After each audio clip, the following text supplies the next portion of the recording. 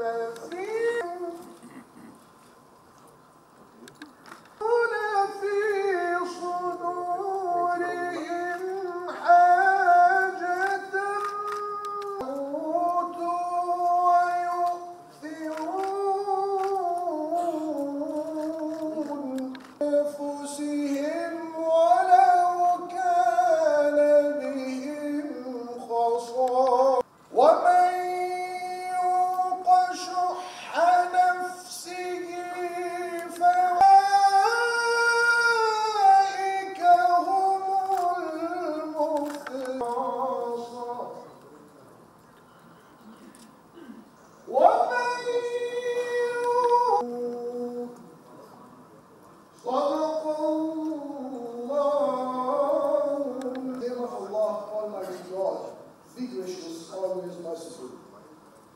And those who before them had homes have no jealousy in their hearts for that which they have been given, and give the immigrants preference, and whosoever is saved from his grief, such are they who will be.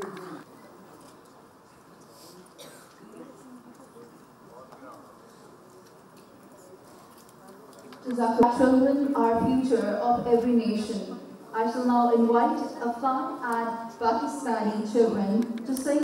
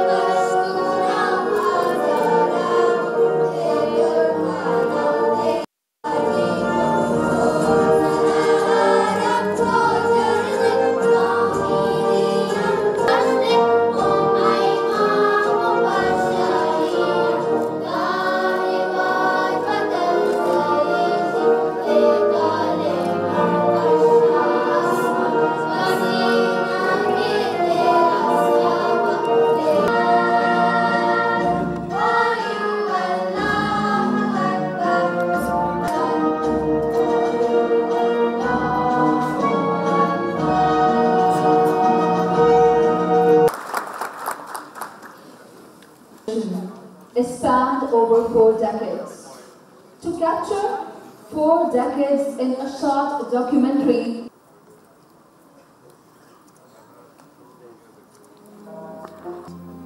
the upheaval of 19 into decades of war and unrest.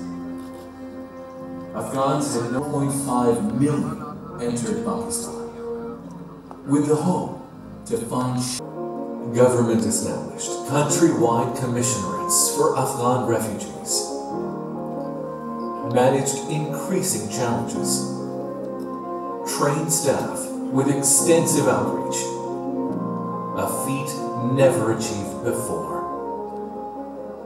The international community and UNHCR vowed to assist Pakistan. in providing food, water, electricity. Government created dedicated structures and provided exclusive security. Delivered free, accessible education for all. Millions of Afghan children were in school again. Given free basic and advanced health facilities to all. Then food assistance discontinued. More challenges arose, resulting in the movement of refugees to urban centers. With a renewed commitment, in urban centers and 54 refugee camps today, Pakistan facilitates Afghan refugees in all aspects of life. With millions registered and documented, iris scans and biometric identity provided dignity and safety through inclusive policies and management, provides free primary education, easy access to higher and professional education, thousands of scholarships for higher studies, grants financial freedom, access to the private sector, trainings, skills, and livelihoods, encourages businesses and trades, a flexible visa regime and guidance centers, support programs for social cohesion. 40 years on, Pakistan still keeps its vow. Cultural and social activities flourish. Hopes and dreams, enabling the return home with free and informed choice. It's time for global peace and prosperity, to share this responsibility together and fulfill our promise to humanity.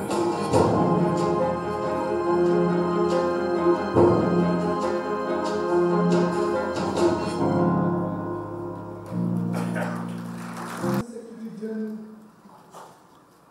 UN High Commissioner for Refugees, and cabinet colleagues, Excellencies, Ambassadors, this morning. I am honored and privileged to welcome all the participants of this event. Excellencies, as you know, UNHCR, donor countries and other stakeholders since enhance solidarity to more vigorous and predictable partnerships for the protected refugees, to galvanize support for the creation of conditions that national responsibility sharing with both countries. Strategy for Afghan Refugee Support Platform. Ladies and gentlemen, apart from the ongoing high-level segment, will cover two ministerial roundtable meetings. Distinguished delegates, I would like to conclude by assuring the government of Pakistan's continued commitment to durable solution of the Afghan refugee situation under our SSAR approach that strives for dignified repatriation, sustainable reintegration in their home country, and assistance to the hosting communities.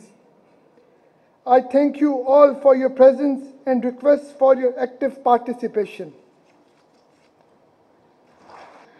Now I will request the United Nations High Commissioner for Refugees, the host communities.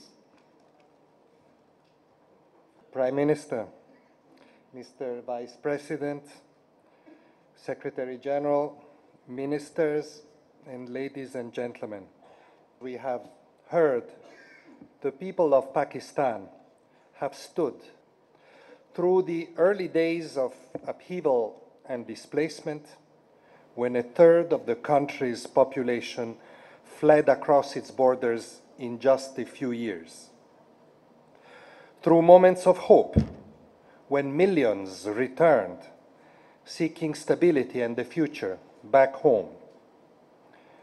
As the UNHCR representative in Afghanistan almost 20 years ago, I was personally privileged to be part of a collective, extraordinary effort to support 3 million Afghans return home after years of exile. It was a historic repatriation, and allow me to add the highlight of my professional experience. But Pakistan, and of course also Iran, have been with Afghan refugees through bitter times of hardship and loss, renewed conflict and uncertainty, and through years of efforts to rebuild a fractured nation and secure the peaceful future that the people of Afghanistan deserve. This is what we're here to mark today: the compassion, the hospitality, the solidarity of the people of the host countries, and the courage and resilience of the Afghan people. For Afghans, as you know, the story of their exile has been long and painful, marked by moments of hope and despair. A story that will not be complete until solutions can be found back in their own country. From the refugee perspective, that path remains uncertain. Inside Afghanistan, fighting continues to kill and maim civilians, shut down schools and clinics, and limit economic activity. More than 400,000 people were displaced within the country last year alone by conflict, drought, and other natural hazards. And just 8,000 refugees were able to return home through the voluntary repatriation program. For some refugees, nonetheless, solutions can be possible, even in these difficult circumstances. And I commend the commitment of the government of Afghanistan to the return and reintegration of its nationals and to addressing internal displacement. Improved institutional arrangements have been put in place to drive these efforts. And national Afghan peace and development programs now include land allocation schemes and targeted reintegration support. This is valuable work that must be continued and supported in order to create conditions for larger and sustainable returns. I also welcome the constructive dialogue between the governments of Afghanistan, Iran, and Pakistan in the framework of the Solutions Strategy for Afghan Refugees, launched together with UNHCR in 2012, when the Secretary General was the High Commissioner for Refugees. Working on solutions is all the more important as efforts to revitalize the peace process in Afghanistan continue and hopefully gain momentum. Afghan displacement can only be solved by peace, and peace will be strengthened by solving forced displacement.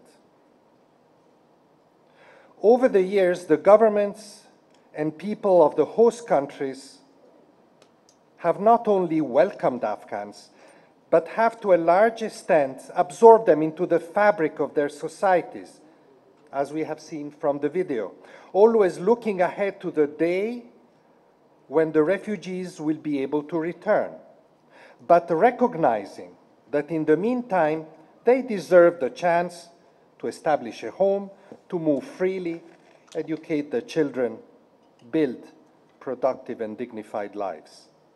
Even today, Pakistan and Iran together continue to host 90% of registered Afghan refugees globally, some 2.4 million people. In addition, temporary labor migration and other forms of cross-border movement in the sub-region mean that both countries also host large non-refugee Afghan populations. In recent years, there have been commendable efforts towards identification and documentation of these populations and enhancing access to passports and work permits. I encourage these efforts to continue and to be accelerated. The Islamic Republic of Pakistan, which was for 22 years the world's largest refugee hosting country, has been a long-standing global leader in the field of refugee protection. Last December, I was honored to welcome the Honorable Prime Minister as a co-convener of the first ever Global Refugee Forum in Geneva. This generosity has been reflected in inclusive policies to enable access by Afghan refugees to public education and healthcare, efforts accompanied by pioneering work in the field of biometric registration, and multi-year investments in building social cohesion through the Refugee Affected and Hosting Area Initiative. The government's recent decision to allow Afghan refugees to open bank accounts will help pave the way to greater economic inclusion. And we should not forget that the Islamic Republic of Iran has also been a global example. Progressive education policies have driven up literacy rates and transformed the prospect of generations of Afghan refugees. Refugees in Iran can access free primary health care and the National Health Insurance Scheme. Work rights have been progressively expanded over the years, and most of these commendable initiatives are funded from Iran's own resources, despite escalating economic pressures impacting both the refugees and their hosts. Ladies and gentlemen, the history of Pakistan's solidarity with Afghan refugees, which we honor today, shows that generosity has not come without cost. Hosting millions of refugees presents enormous challenges. It has an impact on local economies, on infrastructure, on services, on security, on the environment. Hosting refugees is a responsibility exercised on behalf of the international community, a responsibility that we must recognize has not been equitably shared. And the substantial number of young and mobile Afghans do indeed embark increasingly on dangerous journeys beyond the sub-region, principally towards Europe and the Gulf countries. But the vast majority of refugees remain in the two neighboring countries, and there, international support, while welcome, remains woefully insufficient. The Global Compact on Refugees was shaped by the need for more equitable burden sharing, including in large, protracted refugee situations. Now is the time to make that commitment real, here. And to this end, at the Global Refugee Forum in December, we activated a dedicated support platform for the solution strategy for Afghan refugees. I appeal to donors in particular to join the platform and lend strong support, including through the mobilization of development partners and resources. The past 40 years have equipped us with a wealth of experience and important lessons. It is now up to us to use them wisely. Giving up is not an option. My greatest hope is that this conference, for which I thank the Honorable Prime Minister and the Islamic Republic of Pakistan, will call attention to the human consequences of this protracted crisis and galvanize progress towards a resolution. Meanwhile, we cannot abandon Afghan refugees, and Afghans inside the country to another year, let alone to another decade of carving out a precarious existence while waiting for peace to come. Thank you. Pakistan, Makhdoom Shah Mahmood Qureshi to please come and share his thoughts. Rahim, Honorable Prime Minister, Secretary General, Vice President of Afghanistan, ladies and gentlemen, Assalamu alaikum. I welcome you all to your presence today to mark the 40 years of Afghan refugees in Pakistan is a testament and their hosting communities. I commend the Secretary General. Over the last 4 decades, nearly 3 generations of Afghan refugees sought shelter in Pakistan, fleeing from violence and war in their homeland. At its peak, Pakistan hosted 5 million refugees. Even today, we continue to host 3 million registered and unregistered Afghan refugees, which remains second largest protracted refugee crisis in the world. Pakistan's cooperation to deal with this crisis is guided by the basic principles of Islamic values to provide shelter and hospitality to the refugee on compassionate grounds.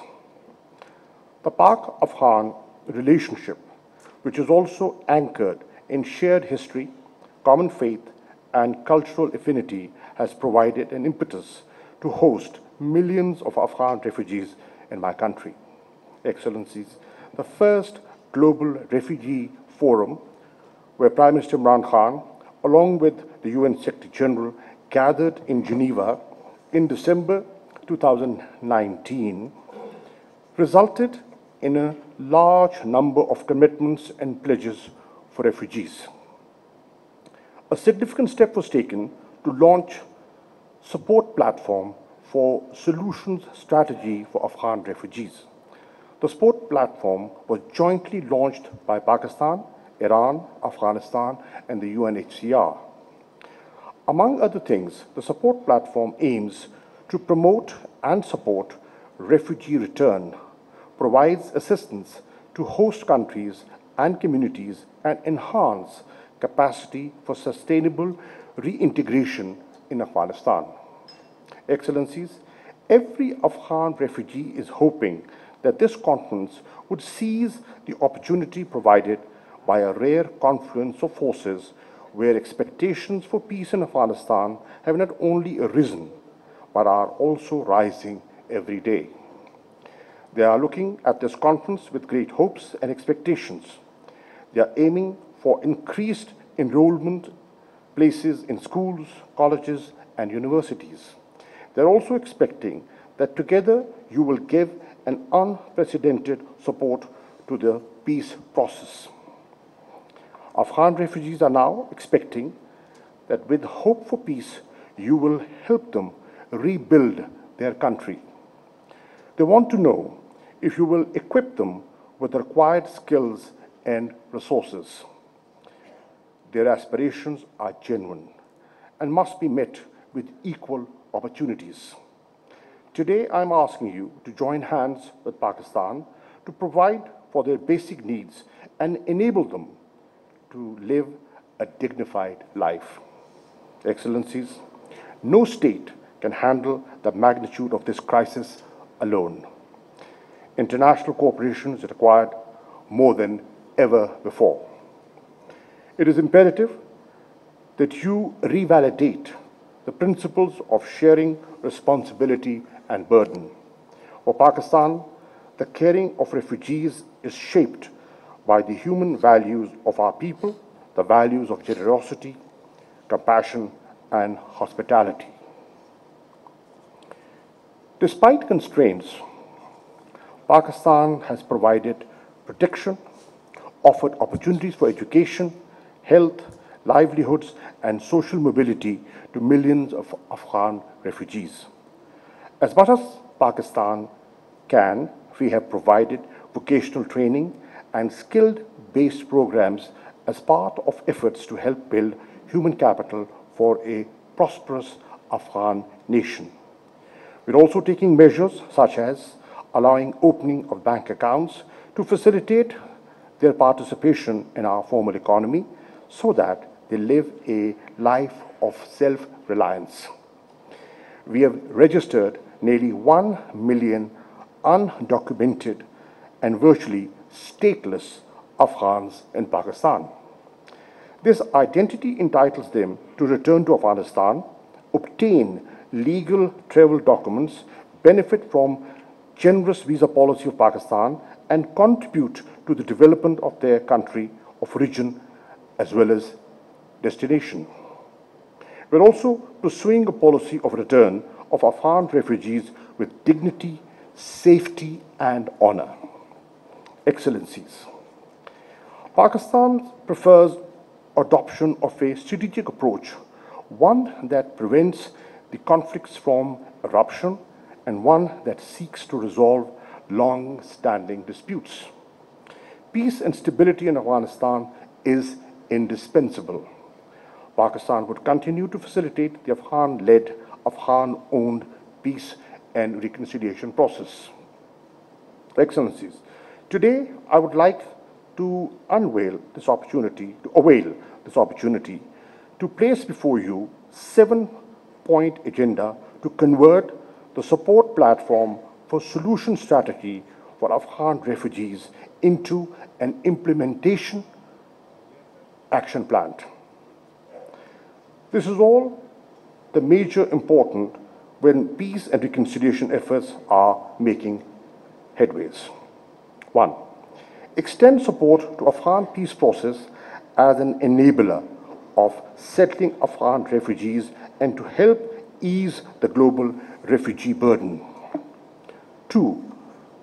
Renew your commitments and pledges to bring the gap between the requirements of Afghan refugees and host communities created due to insufficient resources for their protection and well-being. 3. Reinforce existing partnerships, forge new ones, and encourage additional states, international organizations, and other stakeholders to come forward to fulfill this collective responsibility toward Afghan refugees and host communities. 4. Extend and enhance resettlement opportunities for Afghan refugees in third countries. 5. Establish complementary pathways for Afghan refugees in the form of additional scholarships, employable skills, trainings, and jobs opportunities by supporting services infrastructure of the host communities. 6. Enhance assistance for living conditions in high return areas in Afghanistan. 7. Create an international fund to help return of the Afghan refugees and to de-risk the private sector for investing and building human capital for Afghan refugees and creating economic opportunities for them in host communities. Excellency, finally, I take this opportunity to reaffirm that the government and people of Pakistan will continue to support their Afghan brothers and sisters who have chosen to stay in our country as a place of safety and refuge. We will also work with the international community on developing a gradual, time-bound, and well-resourced and mutually agreed roadmap on refugee return.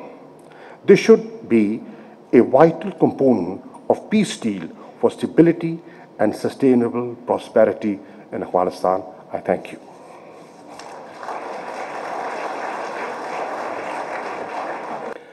برادر گرامی جلالت مآب عمران خان صدر اعظم جمهوری اسلامی پاکستان، جناب آقای گرندی کمیشنر عالی ملل متحد در امور پناهندگان، ایالات متحده آمریکا، وزرا، سفرا و نمایندگان محترم دولت‌های 40 سالگی میزبانی پاکستان از مهاجرین افغان این کنفرانس مهم را دایر کردند و همچنین از نمایندگان همه کشورها و سازمان‌های بین‌المللی از مقامات سازمان ملل متحد، مخصوصاً جناب آقای گوترش تشکر میکنم که هم در برگزاری این کنفرانس همکاری کردن و اشتراک کردن و همواره در طول این 40 سال از حامیان مهاجرین افغان بودند.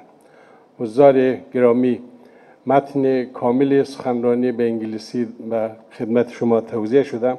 من خلاصه او را در چند نقطه خدمت شما ارائه میکنم.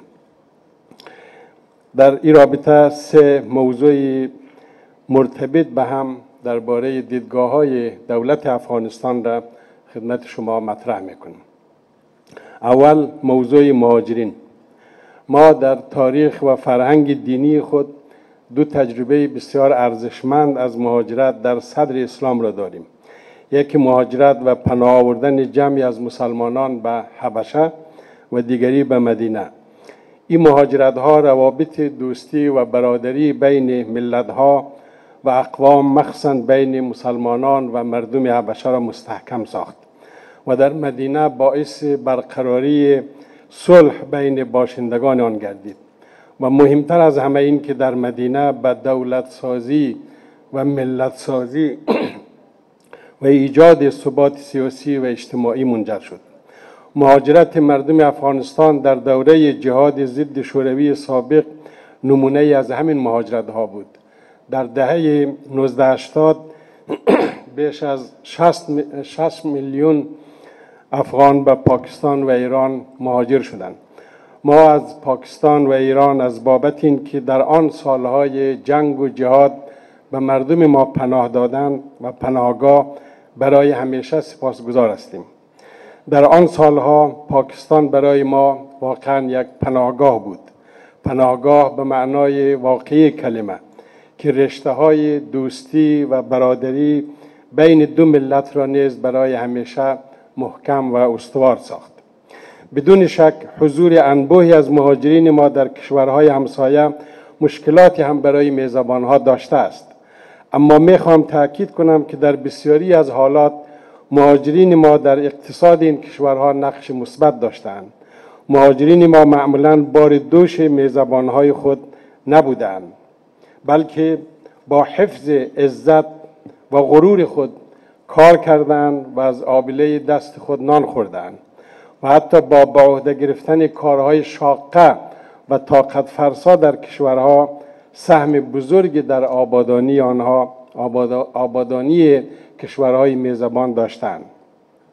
اما از سال 2001 به بعد که در افغانستان یک نظام مبتنی بر قانون اساسی و انتخابات حاکم شد و پاکستان هم این دولت و مشروعیت آن را به رسمیت شناخت، متاسفانه گروه‌هایی از مخالفین دولت افغانستان در پاکستان از میان مهاجرین به سربازگیری دست زدند و در حقیقت از کمپ‌های مهاجرین برای خود پناهگاه و آموزشگاه ساختند و در همین کمپ‌ها علیه دولت مشروع افغانستان دست به تبلیغات زدند و حتی جنگ‌های تخریبی و تروریستی را بر ضد دولت مشروع افغانستان آغاز کردند.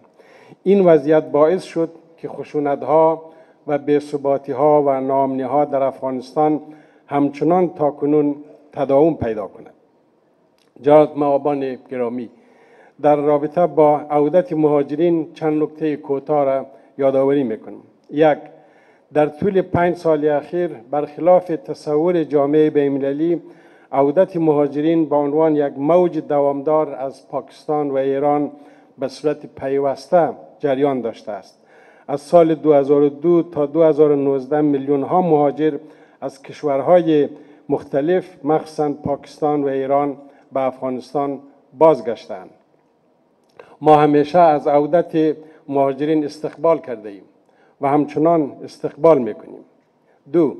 اما واضح است که موضوع مهاجرین افغان در پاکستان یا ایران و یا هر جای دیگر نباید به یک مسئله سیاسی و به یک عامل فشار بر حکومت افغانستان تبدیل شود و مهاجرین ما نباید به خاطر مسائل سیاسی مورد بی‌مهری و فشارهای بیجا قرار گیرند و حقوق بشری آنان تلف شود. ما بر این باوریم که باید با کمک و مشوره همدیگر و با نظارت سازمان ملل متحد برنامه و مکانیزم مشترکی را تنظیم کنیم که عودت به عنوان یک پروسه عادی و منظم و با آگاهی و آمادگی و همکاری دو طرف تطبیق شود. 3. در مکانیزم عودت باید در پرتو معاهدات و اسناد بین‌المللی اولا عودت باید داوطلبانه باشد و نه اجباری و به صورت اخراج گروپی و ثانیاً باید تدریجی بوده و تقسیم اوقات منظم داشته باشد و سوم در میان مهاجرین ما یک گروه بزرگی از افرادی هستند که صاحب دانش، تخصص و سرمایه هستند. باید با آنان اجازه داده شود که به صورت قانونی دانش و سرمایه و کسب و کار خود را به افغانستان انتقال دهند. 4. نکته مهم این است که جامعه بین‌المللی باید یک نقش روشن و شفاف و مؤثر را به عهده بگیرد. ما در عودت مهاجرین از کمک‌های نقدی و جنسی به مهاجرین استقبال می‌کنیم، ولی این بسنده و مفید نیست. باید همکاری و کمک جامعه بین‌المللی رشد محور باشد و به ایجاد شغل و اقتصاد پایدار در افغانستان کمک کند. دوم، موضوع جنگ و صلح در افغانستان. در این رابطه چند نکته کوتاه را قابل تذکر می‌دانم. 1. از آنجا که عودت مهاجرین پیوند وثیق به مسئله صلح دارد، ما از مذاکرات بین طالبان و ایالات متحده آمریکا به منظور امضای یک موافقتنامه به تمام معنا استقبال می‌کنیم. ولی ما انتظار داریم که امضای این موافقتنامه زمینه را برای گفتگوهای مستقیم بین طالبان و دولت افغانستان فراهم گرداند. 2. دولت جمهوری اسلامی پاکستان باید در ایجاد صلح با ما شریک باشد. میخوام صادقانه بگویم ما بدون مشارکت پاکستان و سهمگیری و همکاری دولت پاکستان نمیتوانیم به صلح دست پیدا کنیم. 3. اگر طالبان پایگاه‌ها و پناهگاه‌های خود و رابطه خود با سایر گروه‌های افراطی و تروریستی را همچنان حفظ کند، هرچند آتش بس هم شود، صلح پایدار به دست نخواهد آمد. مردم ما خواستار ختم بنیادی خشونت هستند و صلح تنها یک وسیله برای ختم خشونت است. صلح واقعی آن است که همه مردم در کشور آزادانه از حقوق شهروندی خود استفاده کنند و حق شرکت در انتخابات را داشته باشند و طالبان هم مانند سایر شهروندان باید از این حقوق برخوردار شوند و در حاکمیت سیاسی افغانستان سهیم گردند. 4. صلح به معنای بازگشت به گذشته نیست. افغانستان هم در شرایط 2001 قرار ندارد. پروسه صلح و مذاکره باید در مالکیت افغانها باشد. تیم مذاکره باید با محوریت و رهبری دولت جمهوری اسلامی افغانستان به طور همه شمول و فراگیر از همه مردم افغانستان نمایندگی کند. از شرایط و مقدمات اساسی و اصلی برقراری صلح این است که کاهش خشونت‌ها به گونه‌ای باشد که همزمان با تداوم مذاکرات صلح به یک آتش‌بس دائمی و همه‌جانبه در افغانستان منجر شود. سوم، موضوع روابط دو کشور. جناب صدر اعظم عمران خان، امروز افتخار دارم که در کنار شما از روابط دوستانه دو کشور سخن میگویم. شما یک سیاستمدار مسلمان و صادق و یک فعال حقوق بشر و یک مبارز ضد فقر و فساد بوده اید و علاوه بر رهبری حکومت چندین نهاد سیاسی، علمی، صحی و ورزشی را رهبری میکنید.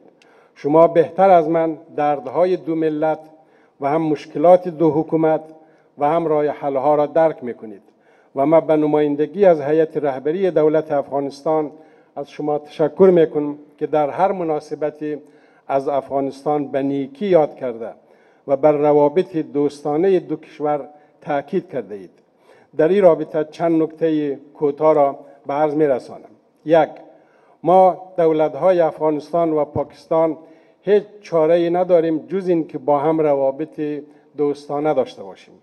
مشترکات تاریخی، فرهنگی، دینی و پیوستگی جغرافیایی و انسانی ما به حد این دو کشور را به هم پیوند داده است که هیچ کدام نمیتواند بدون همکاری با یکدیگر به موجودیت خود ادامه دهد.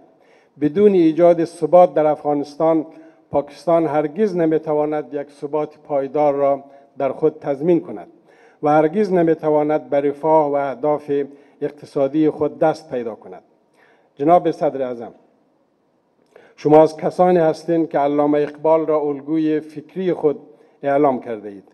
ما هم فوق العاده به این فیلسوف، متفکر و شاعر پاکستانی احترام قائل هستیم. علامه اقبال عاشق افغانستان بود. از نظر علامه اقبال افغانستان قلب تپنده پیکر آسیا است. او گفته بود آسیا یک پیکر آب و گل است، ملت افغان در آن پیکر دل است. از فساد او فساد آسیا، در گشاد او گشاد آسیا. دو، بنابراین بیایید Pakistan, Vice President of Afghanistan, Excellencies, ladies and gentlemen, all protocol observed. Assalamu alaikum. We come together to recognize a remarkable story of solidarity and compassion. It is important to do so for many reasons, not least because it is a story that is sorely lacking in much of our world today. For 40 years, the people of Afghanistan have faced successive crises. For 40 years, the people of Pakistan have responded with solidarity. The generosity now spans across decades and generations. And this is the world's largest protracted refugee situation in recorded history. And this is also a story that is close to my heart. In my previous life as UN High Commissioner for Refugees, Pakistan was a familiar destination.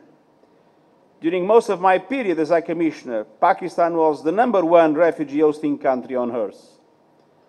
For more than 3 out of every 4 years since 1979, either Pakistan or Iran have ranked as the world's top refugee hosting country. And even though major conflicts have since unfortunately erupted in other parts of the world and the refugee population has soared, Pakistan today is still the world's second largest refugee hosting country. On every visit here, I've been struck by the extraordinary resilience, exceptional generosity, and overwhelming compassion. I saw solidarity not just in words, but in deeds. The generous spirit is fully in line with what I regard as the most beautiful prescription for refugee protection in world history. It is found in the Surah Al-Tawbah of the Holy Quran. And I quote, "And if anyone seeks your protection, then grant him protection, so then he can hear the words of God. Then escort him where he can be secure." End of quote. This protection should be accorded to believers and non-believers alike, in a remarkable example of tolerance many centuries before the 1951 Refugee Convention that defines, in a modern concept, refugees and the protection they deserve. And I saw that compassion play out in real time here in Pakistan. And it was grounded in vision.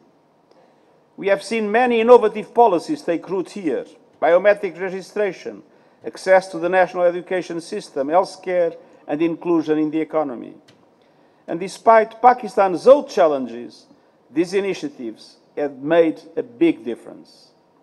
Indeed, many have been recognized as a global model of good practice. Some of those progressive policies have inspired elements of the Global Compact on Refugees. And we have been proud to work with you to support Pakistani host communities and Afghan refugees. We have done so through integrated humanitarian and development actions across the country, alleviating the burden on Pakistan's national public service system and helping Afghans sustainably reintegrate back home. But we must recognize that international support for Pakistan has been minimal compared to your own national efforts. As we look to the challenges ahead, the global community must step up. On the one hand, we mark 40 unbroken years of solidarity, but we also despair at 40 broken years of hostility. The Afghan conflict drags on, and we see the deep impact of the protracted nature of conflict, poverty, and forced displacement. We know the solutions lies in Afghanistan. And I hope the signals of a possible pathway for peace will lead to a better future for the people of Afghanistan. I see with us Ambassador Khalizad, and I want to strongly encourage to pursue the way of peace. And you can count, and the Afghan people can count with the United Nations to support the efforts for peace. We don't seek any protagonism. We are here only to serve.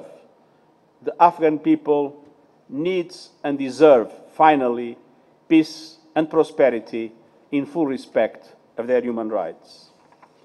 I want to reaffirm that the preferred durable solution for refugees has always been voluntary repatriation in safety and dignity to their country of origin. And this is also true for Afghan refugees. Our efforts on return and reintegration, led in large measure by UNHCR, are aligned with the Afghanistan National Peace and Development Framework. We are working together on a region-specific support platform to assist voluntary repatriation and sustainable reintegration of refugees in Afghanistan, while providing help to refugees and their host communities in both Pakistan and Iran. And our aim is to galvanize more resources and more investments, widen the circle of partners, and forge stronger linkages between humanitarian, development, and peace investments. And youth empowerment must be a special focus. We need a renewed commitment.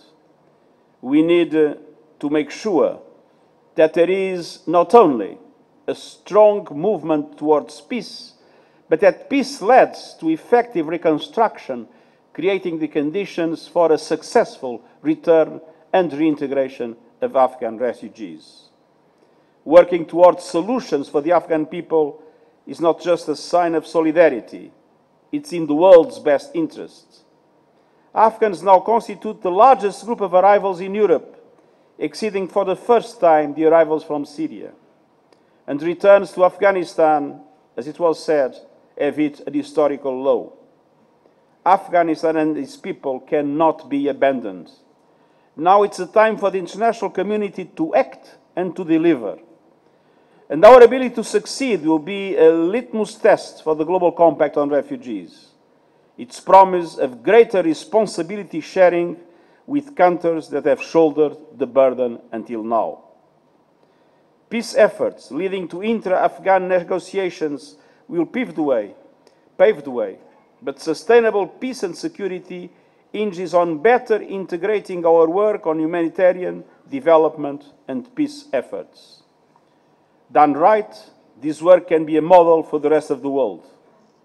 We must be realistic. We know big challenges lie ahead, but the message of this conference and the presence of so many senior government officials from all over the world is a testament of hope and commitment to a new partnership for solidarity and a better future for the people of Afghanistan and Pakistan and for the world. Shukriya.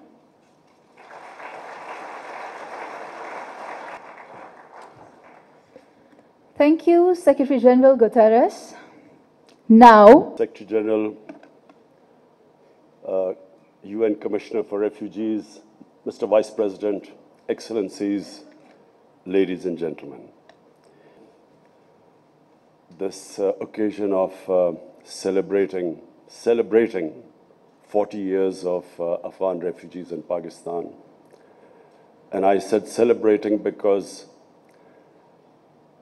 there are not many instances in the modern world where those who have been refugees have conducted themselves with such dignity and honor.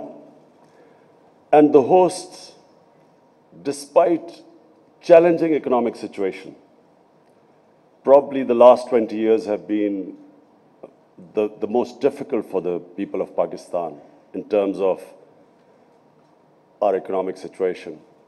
So the host, despite unemployment, competition for jobs, the way they have kept their relation, the wonderful relationship with the Afghan refugees. Let me just point out a side effect, a pleasant side effect of the Afghan refugees.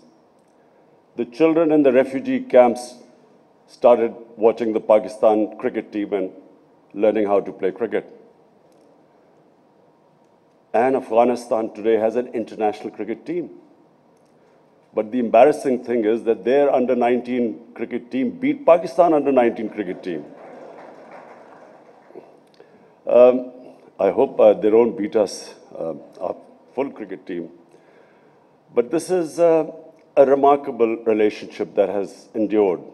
And I again repeat, considering the situation in Pakistan, what we faced, what our economy has faced.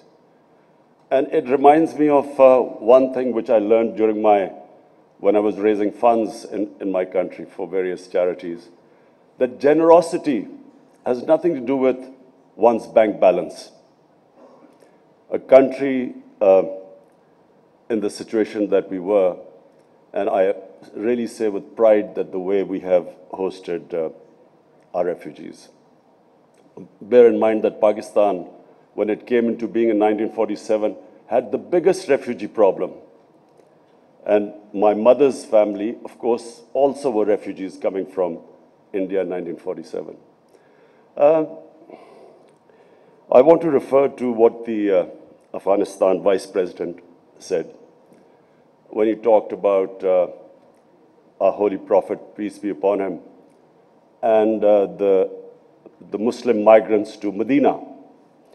You see, the reason why I feel that this relationship endured in Pakistan for 40 years was because of our Prophet Muhammad sallallahu alaihi wasallam, who when they migrated from Makkah to Medina, when they faced religious persecution, that relationship between the people, hosts of Medina, and the refugees from Mecca was exemplary.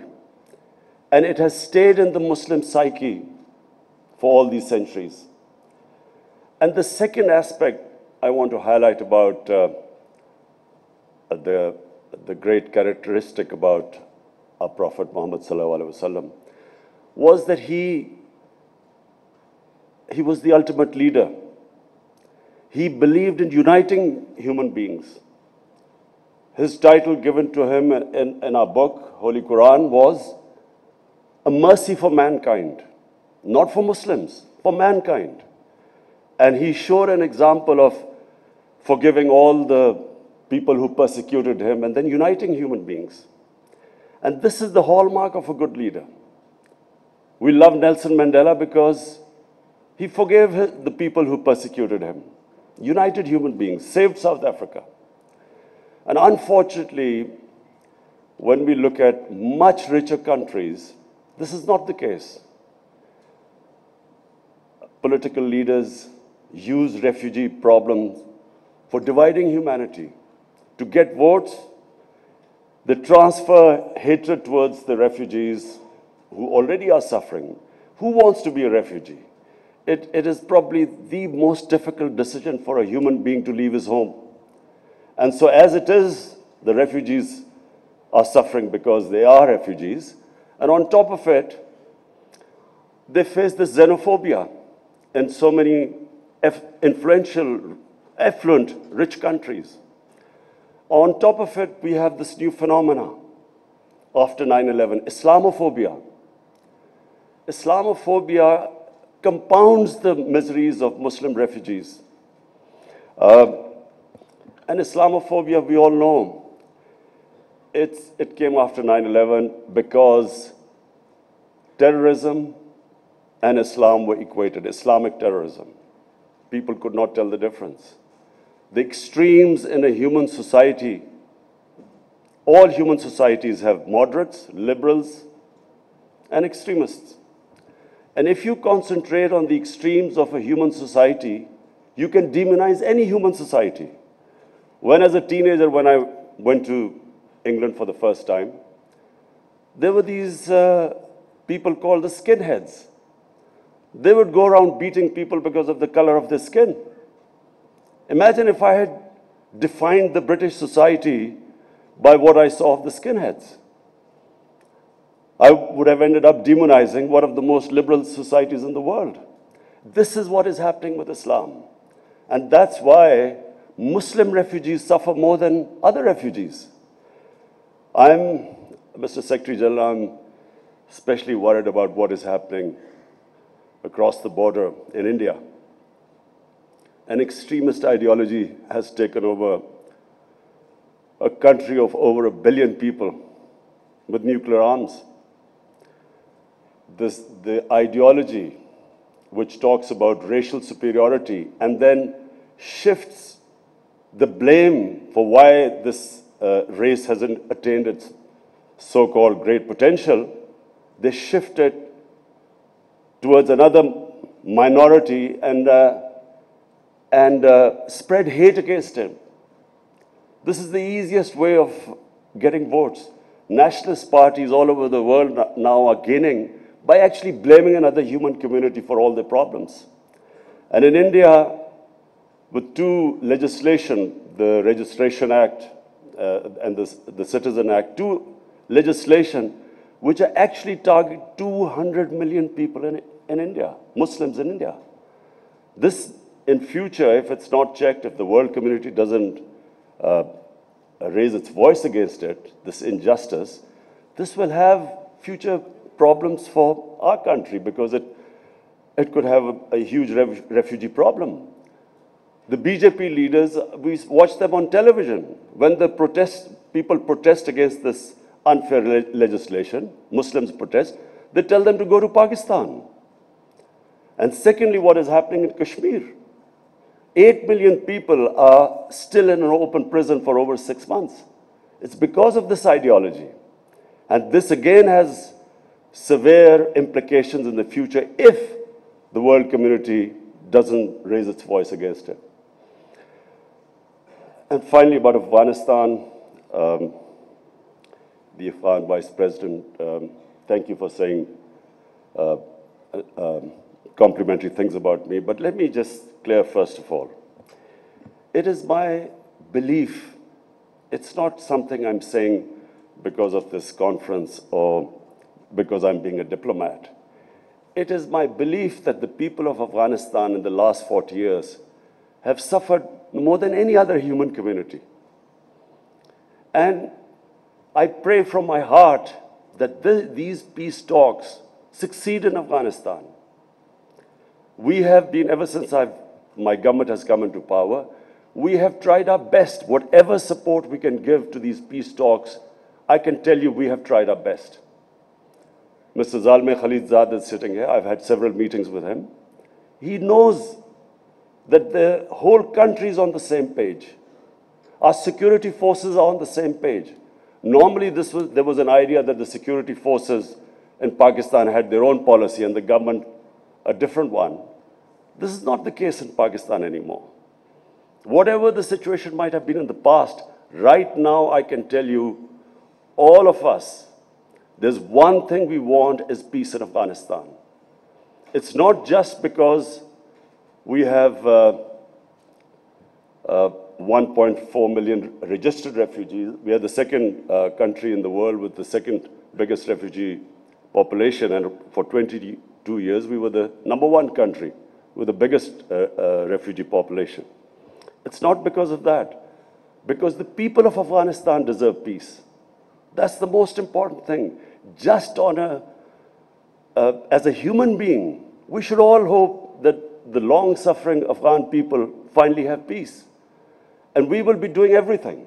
We are doing everything to facilitate this process. And not only doing everything, we are praying that this peace process now moves forward in the right direction. Mr. Vice President, you mentioned about safe havens in Pakistan. I can tell you that there are no safe havens here. After 9/11, it is possible that there were places where the militants who were fighting in Afghanistan, it's possible they stayed. But then we have refugee camps for over 500,000 people, over 100,000 people. How is any government supposed to check a few thousand militants if they operate from within them? So in a way, it is important for peace so that the refugees, the conditions in Afghanistan are such that the refugees can go back. So then we can take responsibility if someone operates from this side. But with still 2.7 million Afghans here, it is not possible for us to completely guarantee, although we are building a fence now, and almost the fence has been completed. But it is still not possible. But rest assured, it is not in our interest that there's conflict in Afghanistan. Not in our interest. Number one, I repeat, because we want peace in Afghanistan on a humanitarian level. And we've always had, and even before Pakistan came into being, this part of India always had close ties with Afghanistan. In fact, for 80 years or 70 years, this was part of Afghanistan where you're sitting right now. So, number one, on humanitarian basis. Number two, because our areas on the borders, on the Durand line, either side of the border, this war on terror has devastated the people. There's massive poverty there. And the one way we can actually bring jobs and prosperity is by having trading relationship and peaceful relationship. So, to rehabilitate the merged districts that have become part of Pakistan, and at one point, half the population of the merged district was internally displaced, internal refugees. So to bring them, give them jobs, bring prosperity, we need peace in Afghanistan. And then, for the future, the connectivity between Pakistan, Afghanistan, and Central Asia, as Mr. Vice President mentioned again, that is the future. Trade. It is how we will give. We have the second youngest population in the world. We need to give them jobs. Jobs won't come with conflict. We need peace. So let me assure you that it is not in the interest of Pakistan for there to be any strife in Afghanistan.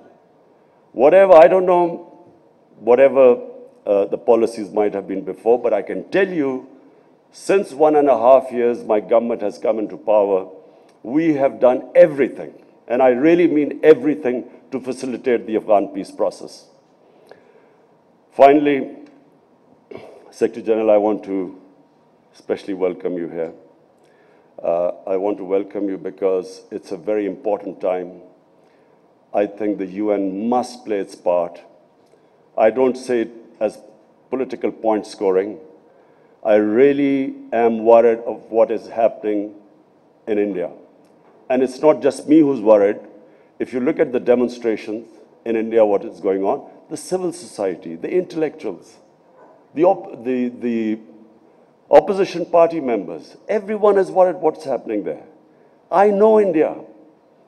I used to play cricket, and cricket, as you know, the India-Pakistan cricket match, was bigger than most of you probably watch Soccer World Cup. This was the biggest event that ever used to take place. And I can tell you, this is not the India I know. This is not the India of Nehru and Gandhi. This is something unique that's happening. And as a student of history, whenever an ideology that is based on hate and which brings in this ultra-nationalism of any race, it always ends up in bloodshed. This ideology was inspired by the Nazi Germans, by the Nazis. You just have to read what their founding fathers said about the Nazis, how they admired them, the racial purity, and how the ethnic cleansing of Jews was accepted by them. And if this ideology is not checked, like in the 30s, the Nazi ideology was not checked, it will end in massive bloodshed. This is not a small joke, a country of over 1 billion people, Pakistan, a country of over 200 million people. And in future, if the United Nations does not play its part, this could become one of the flashpoints in the world. And that's why, I mean, not to alarm you, but prevention is better than cure. Before things go out of hand, and the statement of Indian Prime Minister that they can destroy Pakistan in 11 days, does a responsible Prime Minister of a country of over 1 billion people, does he make a statement like that? And then the army chief saying that they can take over Pakistan side of Kashmir whenever the parliament signals. So it is heading in the wrong direction. I was in the United Nations in September, and this was the first time I flagged it. Things have only gone worse since then, and unless the world community takes notice, things will get far worse. Thank you.